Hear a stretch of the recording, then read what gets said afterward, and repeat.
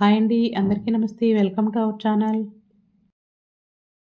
ఈరోజు వీడియో వచ్చేసి ఆరోగ్యానికి ఎంతో మేలు చేసే అల్లం మురబ్బ ఎలా తయారు చేయాలో వీడియోలో చూడండి. ఈ అల్లం మురబ్బ చిన్నలు కానీ పెద్దలు కానీ రోజుకు ఒక ముక్క తిన్నట్లయితే కనుక దగ్గు, జలుబు, అలాగే కఫం కానీ, వాతం కానీ, అలాగే అజీర్తి ప్రాబ్లం, అరుగుదల ప్రాబ్లం కూడా ఇవన్నీ కూడా ఏమీ లేకుండా ఉంటాయి. ఈ వర్షాకాలం, శీతాకాలం కూడా ఇవి వాడినట్లయితే కనుక వీటికి ఎక్కువ పదార్థాలు కూడా అవసరం లేదు. వీటిని తయారు చేయడం కూడా చాలా సులభమైన పద్ధతిలో ఉంటుంది. మరి ఇక వీడియోలోకి వెళ్ళే ముందు ప్లీజ్ మన ఛానల్కి ఒక లైక్ చేసి సపోర్ట్ చేయండి. ముందుగా మనం లేతగా ఉండే అల్లాన్ని తీసుకోవాలి. ఎందుకంటే లేతగా ఉన్నదైతే కనుక మనకి సాఫ్ట్గా వస్తుంది. అది ముదురుదైతే కనుక పీసుల్లో ఉంటుంది. పిల్లలు తినడానికి అది కూడా మనకి లేతదైతేనే బాగుంటుంది. పైన పొట్టు తీసేసుకుని 1 కప్పు వరకు అల్లం ముక్కలు తీసుకోవాలి.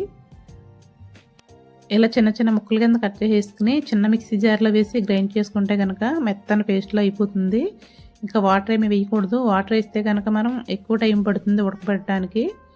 వాటర్ వేయకుండా ఇలా పైన పేస్ట్ లాగా చేసేసుకుని పక్కన పెట్టేసుకోవాలి. ఈ అల్లం క్వాంటిటీ వచ్చేసి ఒక 120 గ్రాముల వరకు ఉంటుంది. ఇప్పుడు ఒక గిన్నె తీసేసుకుని మనం అల్లం ముక్కలు ఏ కప్పుతో తీసుకున్నామో అదే కప్పుతో ఒక 2 కప్పులు బెల్లం వేసుకోవాలి. అదే కప్పుతో ఒక 2 కప్పులు పంచదార కూడా వేసుకోవాలి. 1 కప్పు వాటర్ వేసేసుకుని స్టవ్ పైన పెట్టేసుకుని సిమ్లో పెట్టుకుని బెల్లం కరిగించుకోవాలి.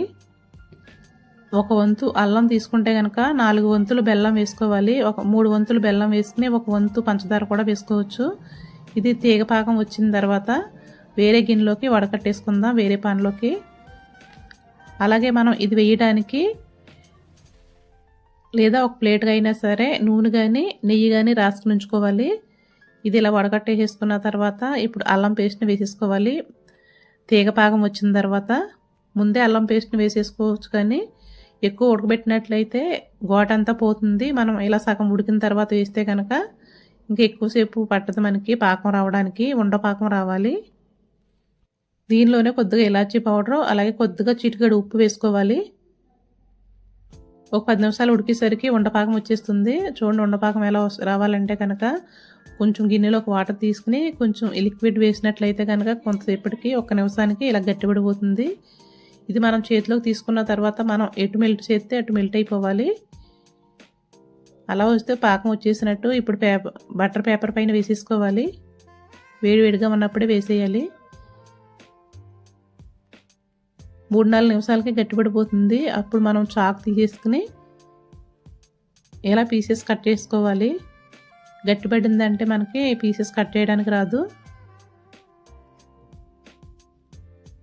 ఏ షేప్ కావాలంటే ఆ షేప్లో కట్ చేసుకోవచ్చు. చిన్నవి కావాలంటే చిన్నవి, పెద్దవి కావాలంటే పెద్ద ముక్కలు కట్ చేసుకోవచ్చు. మనకి ఈ సైజ్ అయితే సరిపోతుంది కరెక్ట్గా.